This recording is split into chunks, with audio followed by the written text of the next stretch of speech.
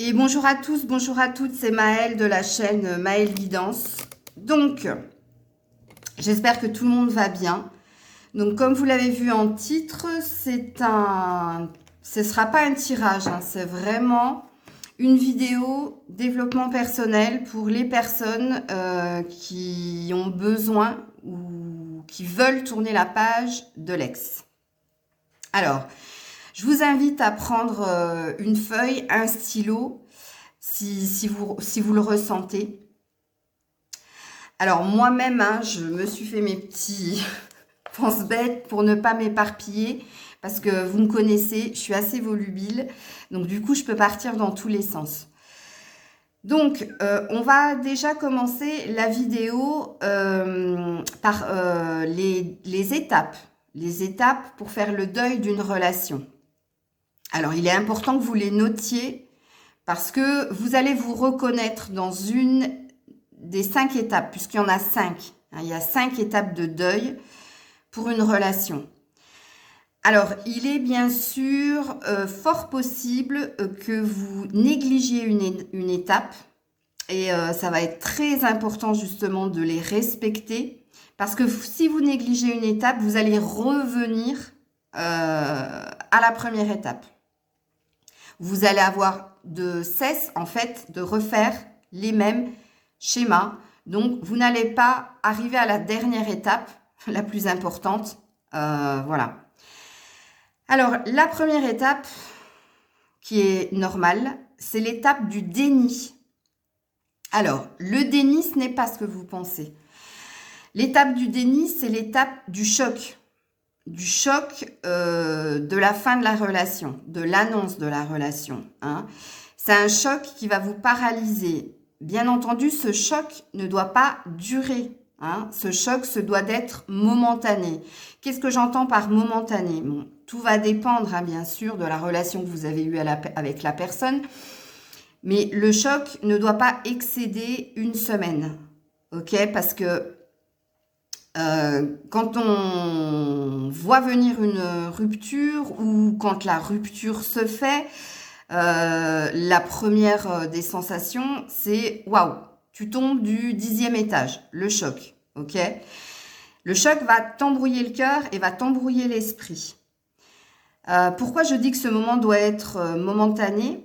C'est parce qu'on va irrémédiablement rechercher dans un premier temps la réconciliation. Toutes les possibilités de scénario vont être possibles et imaginables. Et retenez bien le mot de imaginable. Il est très très important puisque ça va rester de l'ordre de l'illusion. Mais c'est la première des étapes et elle est normale. Parce que même si on l'avait vu venir, si le choc est du jour au lendemain, vous êtes obligé de passer par cette phase de déni. Ok? Le choc, c'est comme quand vous recevez un coup. Quand vous recevez un coup physique, sur le moment, ça fait mal. Ok?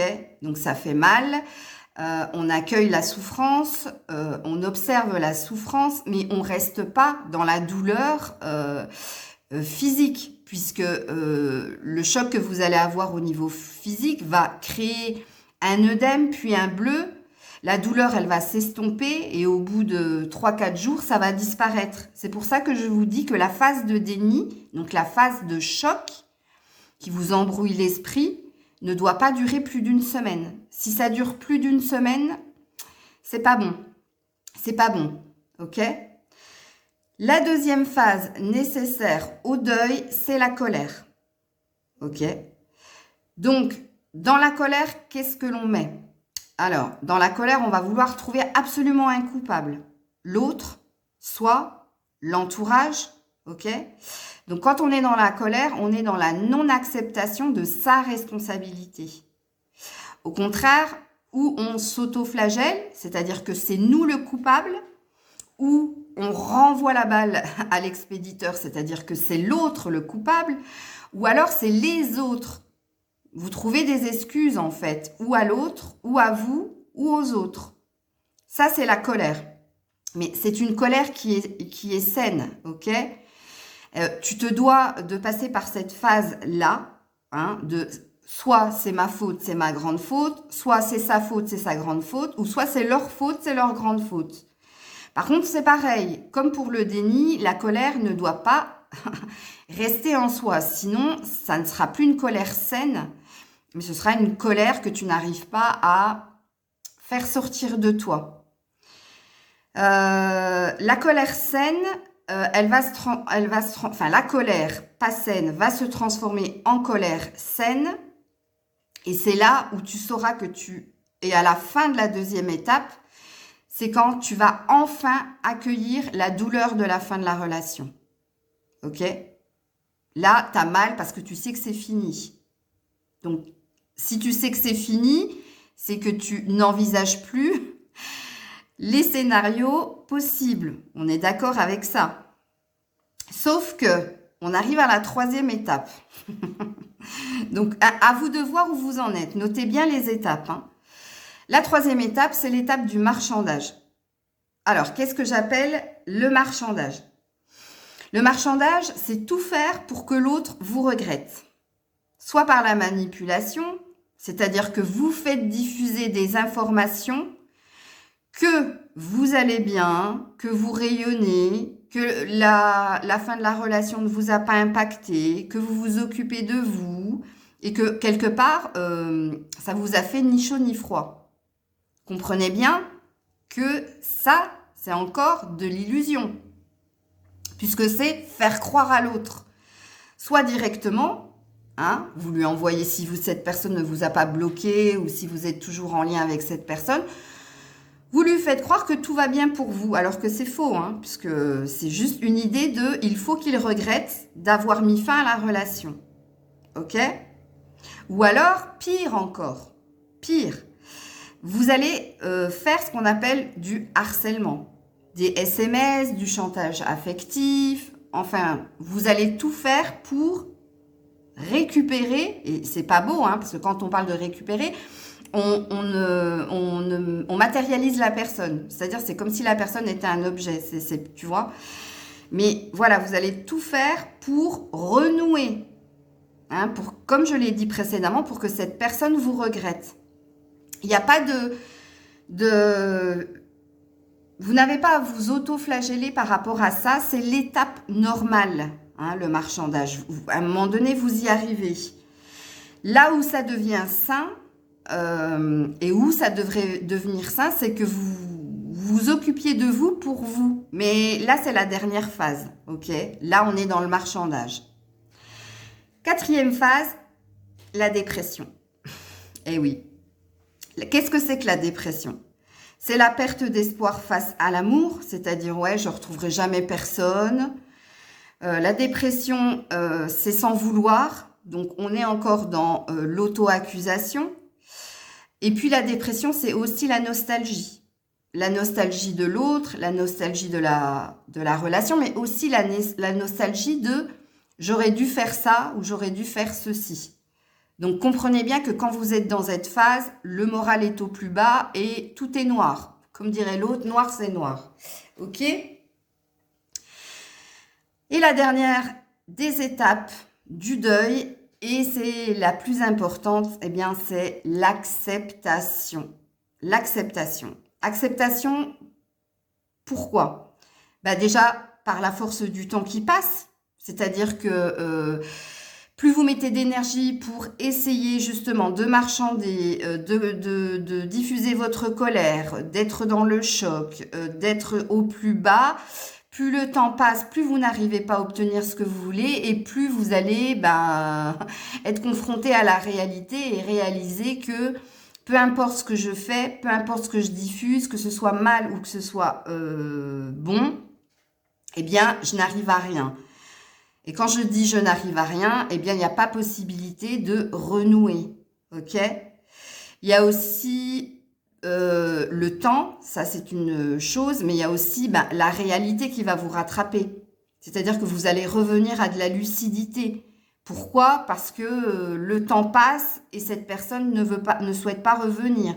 Ou cette personne ne souhaite pas renouer. Ou alors si elle souhaite renouer, c'est purement amical. Il n'y aura plus rien de sentimental et d'amoureux. Donc, vous serez par la force des choses obligé d'accepter. Mais le mieux, hein, ce serait que vous l'acceptez par vous-même, en fait. Dans la phase d'acceptation, et vous savez que vous êtes dans la phase d'acceptation, déjà par cette première clé, mais la deuxième clé, c'est que vous allez y penser moins souvent. Ce sera moins obsessionnel. Vous allez y voir plus clair, ok? Et puis, surtout, dans la phase d'acceptation, c'est ce que je vous ai dit précédemment, vous allez vous occuper enfin de vous. Et vous allez même, à un moment donné, vous dire que c'était mieux comme ça. C'était un mal pour un bien, que quelque part, quelque chose de mieux vous attend. Ok? Donc, rappelez-vous les 5 étapes de deuil, le déni, la colère, le marchandage, la dépression et enfin l'acceptation. Donc, ce que je vais vous demander de faire, je vais vous demander de vous situer là. Dans quelle étape vous êtes? Il est fort possible que vous soyez passé, peut-être que vous êtes dans la dépression, mais peut-être que vous avez négligé de faire une ou deux des étapes précédentes. Et je vous dis ça pourquoi c'est pas innocent. Moi-même, j'ai vécu des ruptures. Alors, j'ai été dans l'acceptation des ruptures, sauf pour une, où là, ça a été plus compliqué pour moi. Ça a été plus compliqué pour moi et je suis revenue sur des phases. Pourquoi? Parce que j'en avais négligé une. Et en fait, c'est mon entourage qui m'a fait comprendre. Moi, je pensais être dans l'acceptation, mais je reparlais très, très souvent de la personne. J'en parlais au passé, mais j'en parlais quand même. Et on m'a fait comprendre que oui, t'es forte, oui, t'as bien fait les choses, mais tu n'as jamais été en colère. Donc, j'avais négligé la phase 2. Donc, pour moi, je n'étais pas dans la phase 5. Je pensais être dans la phase 5, sauf que j'ai dû revenir. Bon, je ne suis pas revenue dans le déni, mais j'ai dû reprendre au niveau de la colère. C'est pour ça qu'il est très, très important pour vous que vous respectiez ces étapes et que vous ne vous autoflagellez pas. Ne vous en voulez pas justement d'avoir négligé une de ces étapes, mais comprenez les étapes. C'est pour ça que je vous ai dit, prenez un stylo, prenez une feuille et puis notez tout. Ok? Notez où vous en êtes vous, comment vous le ressentez vous, justement. Et puis, moi j'espère pour vous que vous allez arriver rapidement à la phase d'acceptation. Ok? Alors, ça, c'était, j'avais noté ça, ouais, j'avais noté les étapes. Maintenant, on va parler d'une clé très importante dans la résolution, l'acceptation de la fin de la rupture, appelons un chat, eh bien, c'est le temps. Ouais, je sais. On dit souvent, il faut laisser le temps au temps, ou on dit souvent, le temps guérit tout. Ben oui, le temps, c'est un élément essentiel pour guérir, mais sachez-le, le temps va être relatif en fonction de chaque personne et en fonction de chaque situation. Plus vous aurez passé de temps avec cette personne, plus vous aurez construit quelque chose avec personne. Et surtout, s'il y a une maison, une famille, c'est-à-dire des enfants, bien, ce sera beaucoup plus long. Et là, c'est pareil, accueillez. Ne vous en voulez pas de prendre plus de temps que les autres. Chacun a son rythme. Mais oui, c'est plus difficile quand il y a des enfants. Pourquoi? Parce que les enfants, c'est un lien d'éternité. À travers les yeux des enfants, vous voyez les yeux de l'autre.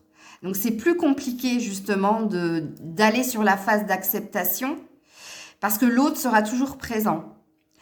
Et là, c'est pareil, ça va dépendre de votre force de conviction. Donc là, il n'y aura pas que le temps qui va faire les choses, il y aura aussi votre force de conviction. C'est-à-dire votre envie d'autre chose, votre envie d'aller de l'avant pour vous, mais aussi du coup pour vos enfants. Ok? Donc on dit aussi que en général, mais là ça reste du catégorique, c'est un cliché, mais qui n'est pas non négligeable. On dit souvent que l'on met la moitié de la vie qu'on a passée en commun pour faire le deuil. Par exemple, si vous avez vécu 12 ans avec cette personne, vous allez mettre 6 ans à guérir. Mais ça ne veut pas dire que pendant 6 ans, votre vie va être mise sous bulle ou sous cloche. Vous allez faire d'autres rencontres, mais ce n'est pas des rencontres qui vont justement guérir ce qui s'est passé. Ok ? Donc là, c'est pareil. Il y a d'autres personnes qui vont facilement switcher. Ça va dépendre de comment la rupture a été faite aussi. Si elle a été saine ou malsaine. Là aussi, ça va être compliqué. Il est important, comme je l'ai dit précédemment, de respecter les étapes de deuil pour tourner la page. Mais il est aussi important de respecter le temps, votre rythme à vous, votre rythme émotionnel pour... Il n'y a pas à vous dire, purée, j'y arrive pas. Il n'y a pas à vous dire... Il n'y a pas à vous autocritiquer. Il y a juste à vous respecter et à vous estimer. Dans l'acceptation, il y a une clé très très importante et les gens ont tendance à l'oublier. Dans l'acceptation, il est important de comprendre qu'on ne vous demande pas d'oublier la personne ou les moments que vous avez vécu à deux. C'est pas il te faut oublier cette personne ou il te faut oublier la relation. Non, on vous demande d'accepter, de respecter la décision de l'autre. Dites-vous que s'il l'a fait, c'est qu'il ne se sentait pas épanoui ou à l'aise à l'idée de poursuivre la relation.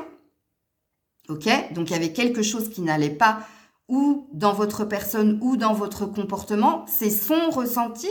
C'est pas la vérité. C'est son ressenti. Et donc, il vous faut vous respecter en allant de l'avant et en allant justement dans le sens de sa décision. Puisque quelque part, si vous cherchez à vous réconcilier ou à retrouver l'autre, c'est que vous cherchez à retrouver l'autre, mais dans tout ce qu'il ne veut pas. Ok ? Et vous aurez beau y mettre les formes, les efforts que vous voulez, cette personne, elle a une idée de vous qui est fausse, certainement, mais c'est sa vérité à lui. Et vous ne pourrez rien y faire pour changer ça. Pourquoi ? Parce que votre nature profonde... vous avez été dans l'authenticité de la relation, vous avez été vrai, et cette personne n'a pas accepté votre authenticité.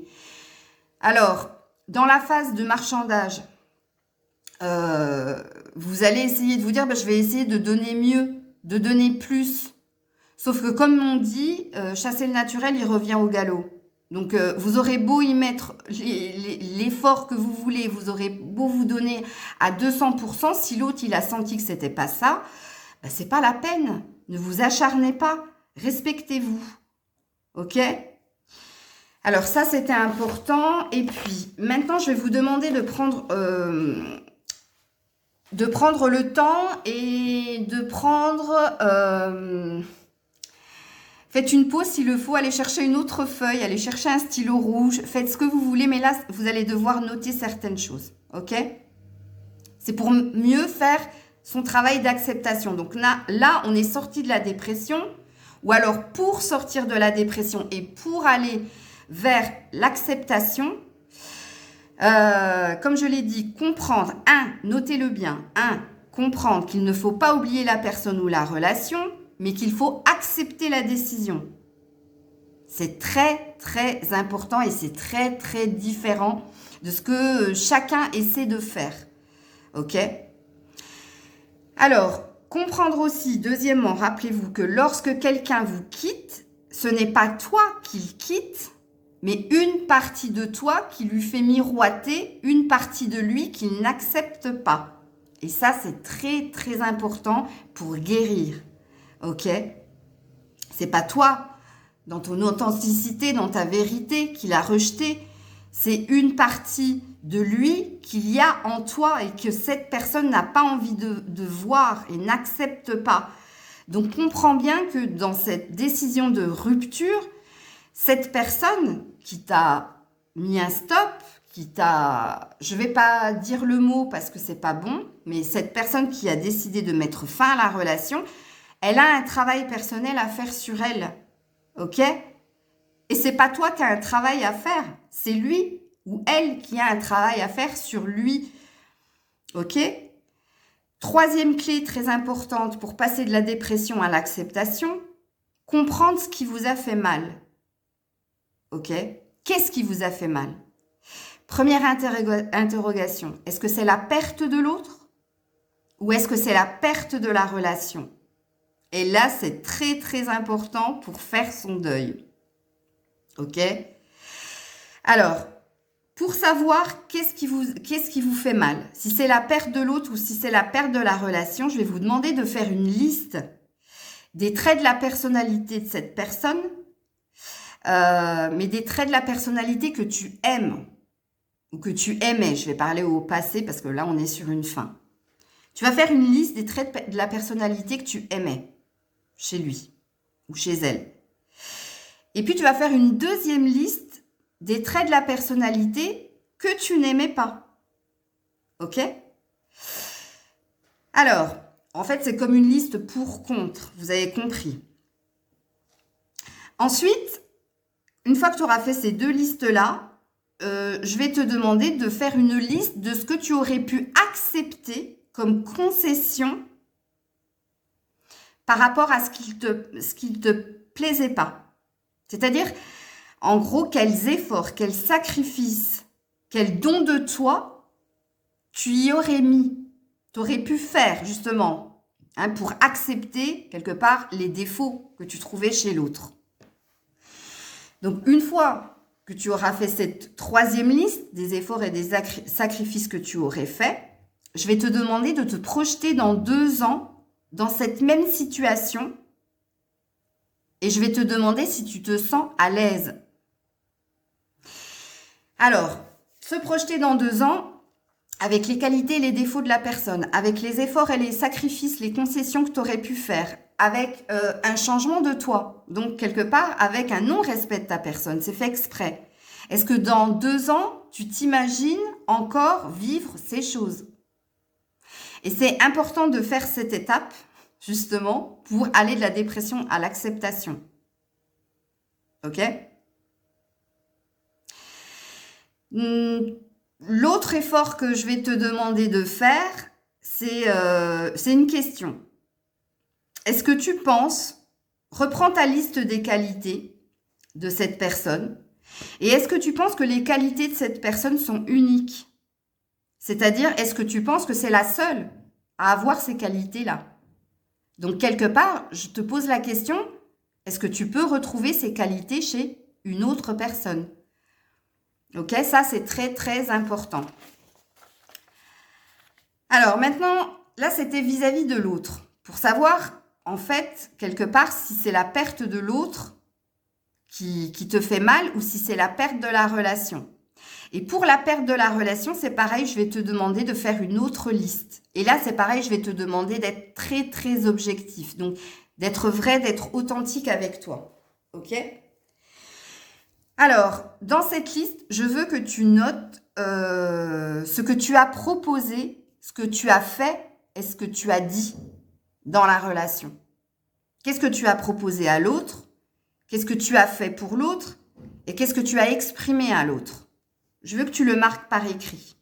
Ok? Je veux que tu fasses une autre liste. Et cette fois, cette liste, elle va concerner ton autre. Pareil, tu fais une liste de ce qu'elle t'a proposé, de ce qu'elle a fait pour toi et de ce qu'elle a exprimé pour toi. Donc là, vous avez les 2 feuilles, vous avez les 2 listes. Et je vais te demander de façon objective de comparer la liste. Et je vais te demander, est-ce qu'il y a un équilibre? Est-ce que ce que tu as proposé, fait et dit, est-ce ce qu'il a proposé, fait et dit, c'est équilibré, c'est juste? Ou est-ce qu'il y a quelqu'un qui a été dans le plus ou est-ce qu'il y a quelqu'un qui a été dans le moins? Et là, c'est pareil, je vais te demander de nouveau de te projeter dans 2 ans dans la même situation avec ce que tu as proposé, fait, dit, avec ce qu'il a proposé, fait, dit. Est-ce que tu te vois encore vivre ça dans 2 ans? Est-ce que tu te sens à l'aise? Est-ce que tu te sens épanoui, heureux, heureuse? Alors, pose-toi la question. Est-ce que c'est la relation qui te portait à ressentir de l'amour pour l'autre? Ou est-ce que c'est la relation qui te sortait d'une routine et qui t'apportait des instants de bonheur? Et c'est très important de faire la distinction pour passer de la dépression à l'acceptation. Ok? Ça se trouve, qu'est-ce que tu aimais chez l'autre? C'était juste les instants que cette personne t'offrait. Elle te sortait de ta zone de confort, elle te sortait de ta routine et elle t'apportait du bien-être. Et le bien-être, c'est pas de l'amour, hein. C'est des instants volés de bonheur. Et ça n'a rien à voir avec la personne, ça a juste à voir avec la relation. Par contre, si la personne, c'est elle qui t'apportait des choses, là, ça va être plus compliqué pour passer à l'acceptation. Mais de ce que je ressens moi et de ce que j'ai déjà vécu, une fois que tu as fait la liste, tu vas te rendre compte quelque part que l'équilibre n'était pas trouvé et que l'autre, alors je ne sais pas qui a initié la rupture, mais en principe, quand on a du mal à tourner la page, c'est que c'est l'autre qui a initié la rupture. Mais moi, je pense que tu te retrouveras. Alors, c'est pareil, je vais vous demander de vous poser la question de quelque part, est-ce que tu n'as pas mis toute la responsabilité de ton bonheur dans les mains de l'autre? Ouais, c'est très très dur comme question et c'est très compliqué à comprendre. Qu'est-ce que j'entends par est-ce que tu n'as pas mis toute la responsabilité de ton bonheur dans les mains de l'autre? C'est-à-dire, est-ce que tu n'étais pas trop dans l'attente? Alors, quand je parle d'attente, ça veut dire que tu ne l'as pas verbalisé. C'est-à-dire que tu as beaucoup, beaucoup, beaucoup attendu de l'autre. Tu as attendu de l'autre qu'il t'apporte le bonheur que toi-même tu pouvais t'apporter. Donc, t'as trop misé sur lui ou sur elle. Alors, pour être objectif, je vais vous demander un dernier exercice. C'est le même exercice que pour le lâcher-prise, en fait. Je vais te demander de sortir de ton corps et de porter les vêtements et le corps d'une autre personne, ok? Ou d'une sœur, ou d'un frère, de quelqu'un qui est cher à ton cœur. Et tu vas faire comme si c'était cette personne qui avait vécu la relation, la rupture, les phases par lesquelles tu es en train de passer. Et je vais te demander qu'est-ce que tu penses de la situation, comment tu vois la situation. C'est pareil, vous notez tout, hein. Il faut vraiment que ce soit par l'écrit, hein. Et je vais te demander qu'est-ce que tu lui dirais, qu'est-ce que tu lui conseillerais. Est-ce que tu lui conseillerais de revenir vers cette personne? Est-ce que tu lui conseillerais de se choisir? Est-ce que tu lui conseillerais d'aller vers quelque chose plus en accord avec elle? De tout noter, mais de faire comme si ce n'était pas toi, mais c'était ta sœur, ton frère, c'était ta meilleure amie, ton meilleur ami, comme si la situation n'était pas la tienne, mais était celle de quelqu'un qui t'est proche. Ça, c'est pour, en fait, être dans l'objectivité. Hein? Bon, voilà. Là, c'est tout ce que j'avais noté et c'est le plus essentiel. J'espère que je vous aurai apporté des clés. Alors, j'avais quand même pris quelques cartes que j'avais trouvées très, très belles, très, très justes. Et je voudrais les lire. Alors, on vous dit, ne mettez pas vos désirs ou vos besoins chez n'importe qui ou n'importe quelle main dans n'importe quelle rencontre. Avant de les proposer, sachez attendre de créer une relation vivante. Et rappelez-vous que l'autre ne vous rend pas nécessairement service en cherchant à les satisfaire ou à les combler. Avec cette très belle carte, quelque part, on te dit que ton bonheur t'appartient, ton bonheur est tien. C'est pas quelqu'un qui va faire que les choses vont être plus belles parce que cette personne, tu auras mis trop d'attentes, trop d'espoir en lui. Tu vois, il y a une idée déjà d'être dans sa quiétude, d'être bien avec soi-même pour... je l'ai toujours dit et je le redirai toujours, l'autre, c'est un plus. L'autre, c'est ce que j'appelle la cerise sur le gâteau et vous êtes le gâteau. Donc, ça veut tout simplement dire que vous devez déjà trouver votre propre bonheur en étant épanoui dans votre propre vie pour qu'enfin, quelqu'un qui va être mis sur votre route sera un plus. C'est-à-dire que cette personne, qu'elle reste, qu'elle parte, peu importe ce qu'il arrive, ça ne vous fera je vais pas dire que ça vous fera ni chaud ni froid, mais ça vous fera beaucoup moins mal que si vous aviez mis beaucoup d'espoir et d'attente sur cette personne, parce que cette personne, elle sera venue là pour combler un manque, un vide qu'il y a en vous. Et ça, c'est nécessaire de le comprendre. Il est nécessaire de comprendre que plus vous avez mal, plus la personne était là pour combler un manque, un vide en vous. Et là, ça sera une autre vidéo, hein, c'est aller comprendre qu'est-ce qui manque et quel est ce vide qu'il y a en vous. Ok. Deuxième carte que j'ai choisie, c'est quand je peux dire oui ou non sans me blesser, quand je peux recevoir un oui ou un non sans me torturer, je suis sur le chemin de la liberté d'être. Quand je peux choisir sans crainte de renoncer, je suis sur le chemin de la liberté d'exister en entier. Vous avez compris en fait ? C'est ce que je vous ai dit précédemment. Qu'il y ait une fin ou pas une fin, si vous êtes dans votre bien-être personnel, si par exemple l'autre c'est juste un plus, peu importe qu'il reste, qu'il parte, il n'y aura pas ce vide en vous. Il n'y aura pas cette douleur. Ou alors cette douleur, eh ben, ce sera la phase 1. C'est une douleur qui va être là pendant, vous allez peut-être verser toutes les larmes de votre corps, de votre cœur aussi, pendant 3-4 jours, mais au bout d'une semaine, c'est bon, vous aurez digéré le truc et vous serez passé à votre bien-être et à autre chose, ok ? Troisième carte. Il faut beaucoup d'humilité pour entendre le point de vue de l'autre, surtout quand il n'est pas semblable au mien. Je répète, il faut beaucoup d'humilité pour entendre le point de vue de l'autre, surtout quand il n'est pas semblable au mien. Accepter que l'autre, ce n'est pas toi, accepter la différence. L'humilité, c'est quand tu es en complétude avec toi-même.